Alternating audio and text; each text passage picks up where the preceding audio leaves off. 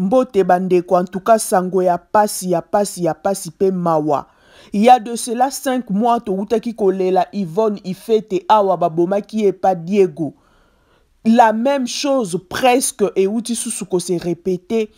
Et pas yandeko oya mobali tozo mona papa oyo parisien refoulé kombo na ye Serge Bakajika a uti kobomandeko na biso ya mwasi jeune fille kitoko bomoni na photo awa Alphonsine. Presque la même chose que Yvonne Ifete o baboma qui est pas Diego. Toyebite soki mawe sili na mitema ya batu soki mokili yango ezokende ndenge nini. Alpha akendaki epa na ye depuis le 8 mars. Azongi lisusu pana bango te, pana bango bazo luka ye Alpha zo mona na te. Nzoka ye tonton o tozo mona na photo Serge Bakajika azwaki Alpha so ipe babunda ki ye, so ki pa boma ki achuba ki ye loko, alobi pe verité te, so ki pa beta ki ye akufi na se ya bakuwana, on ne sait pas.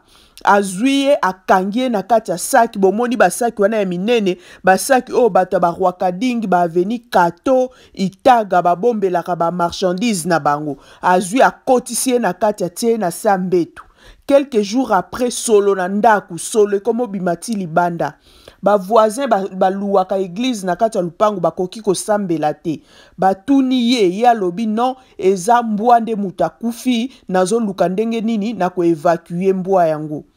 Bato église ba monika ka explication ko clair te ba ke ko signaler police aye ba forcer porte ba kota ba kuta ba mon ba ko kuta sac o ba fongola sac na kati ba kuti mutu déjà en état de décomposition bandeko somo pe maboze ana tangela bino yango ndenge ba komi likambo yango ba komi chers mesdames et messieurs en date du mardi 8 mars 2022, notre fille et nièce Lufuta, Alphonsine, a été enlevée et assassinée par monsieur Serge Bakajika dans sa maison, située au numéro 135 avenue Rwakading, dans la commune de Kinshasa.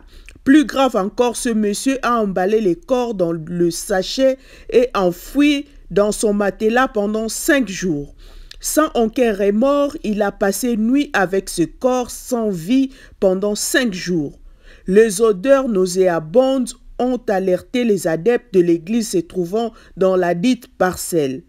Le pasteur de cette église, n'étant plus en mesure de tenir le culte avec ces odeurs, a interpellé le sieur Serge Bakajika. Ce dernier lui dira qu'il a abattu sa chienne et cherche comment la dégager.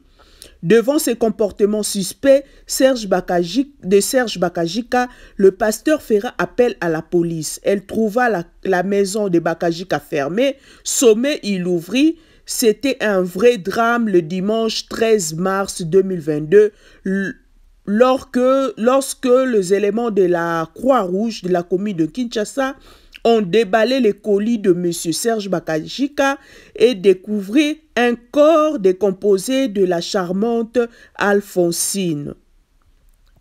Interrogé sur place, le bourreau est passé aux aveux, affirmant qu'il lui a administré le coup. Donc, à Betakié.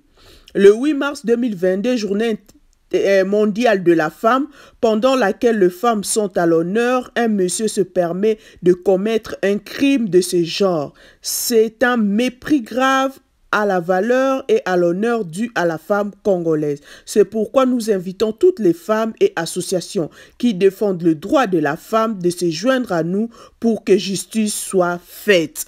Likambo toyebite bandeko somo pe mawa isili na mitema ya batu. Yvonne Ifete akufa kikaka boye.